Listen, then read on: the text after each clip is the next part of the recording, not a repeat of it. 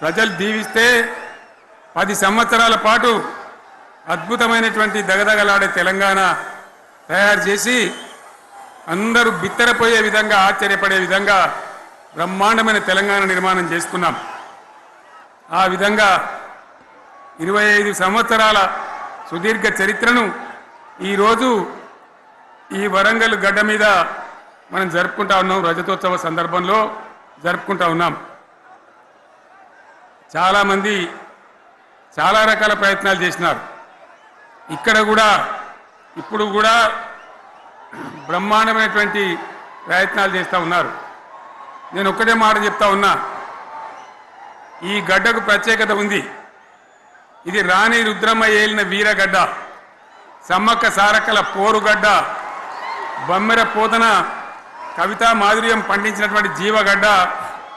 ఈ వరంగల్ నేలకు నేను వందనం చేస్తూ ఉన్నాను. మన అమరవీరులకు శిరస్సు వంచి నివాళులు అర్పిస్తూ ఉన్నాను.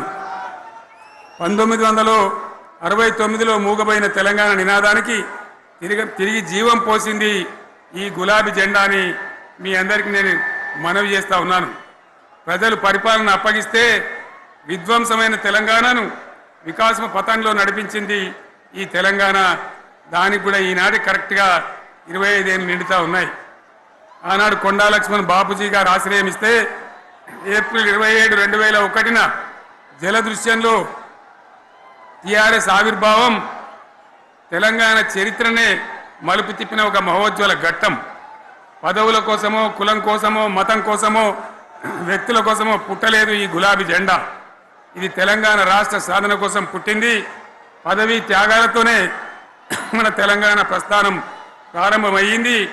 అది ఫలించి మన స్వంత రాష్ట్ర కళ కూడా నెరవేరిందని నేను మనవి చేస్తూ ఉన్నా. ఆనాటికి అలుముకున్నటువంటి చీకట్లను పారదోలడానికి, ప్రజల్లో విశ్వాసం కల్పించడానికి, ఆత్మవిశ్వాసాన్ని పెంపొందించడానికి నేను ఒక మాట చెప్పిన ఆ రోజు మీ అందరికీ కూడా గుర్తుండాలి. ఉద్యమం నుంచి వెనక్కి మరలితే, ఉద్యమ జెండాను దించితే నన్ను రాళ్లతో కొట్టి చంపండి అని చెప్పి నేను ఉద్యమాన్ని ప్రారంభించిన విషయం మీ అందరికీ కూడా తెలుసు. ఆ తదనంతరం జరిగినటువంటి స్థానిక పంచాయతీ ఎన్నికల్లో, ఆ తదనంతరం జరిగినటువంటి సిద్దిపేట ఉప ఎన్నికలో ప్రజలు బ్రహ్మాండంగా ప్రాణం పోసి ఊపిరిలిదితే అద్భుతంగా ఉద్యమం ముందుకు పురోగమించిన విషయం మనకు తెలుసు.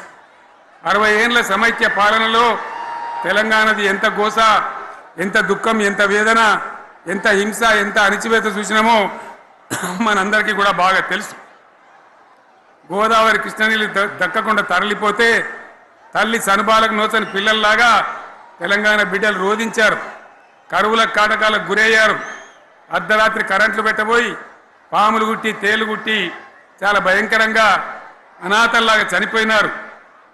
ఆ రకంగా జరుగుతూ ఉంటే ఇక్కడ ఉన్నటువంటి ఆనాడు కాంగ్రెస్లో, టీడీపీలో ఉన్నటువంటి నాయకులు పదవుల కోసం పెదవులు మూసిండ్రు తప్ప ఏనాడు నోరు తీసి కొట్టాడలేదు. గులాబీ జెండా ఎగిరేదాకా కనీసం తెలంగాణ సోయిని కూడా ప్రదర్శించలేకపోయినారు. మీ అందరికీ తెలుసు, తెలంగాణ కోసం అవసరమైన ప్రతి సందర్భంలో పదవులు త్యాగం చేసిన వాళ్ళు బీఆర్ఎస్ బిడ్డలు అని చెప్పి నేను గర్వంగా మనవి చేస్తూ ఉన్నా. కానీ పదవుల కోసం తెలంగాణను ఆగం చేసిన వాళ్ళు ఆనాడు ఉన్నటువంటి కాంగ్రెస్ నాయకులు అని చెప్పి కూడా నేను మనవి చేస్తూ ఉన్నా. చంద్రబాబు నాయుడు ఆనాడు ముఖ్యమంత్రిగా ఉండి ఎంత ఘోరమంటే హైదరాబాద్ నడిబొడ్డున ఉండే తెలంగాణ గడ్డలో ఉండేటువంటి రాజధానిలో మన శాసనసభలో తెలంగాణ పదాన్ని నిషేధించినాడు. తెలంగాణ అనవద్దని స్పీకర్ ద్వారా రూలింగ్ ఇప్పించినారు.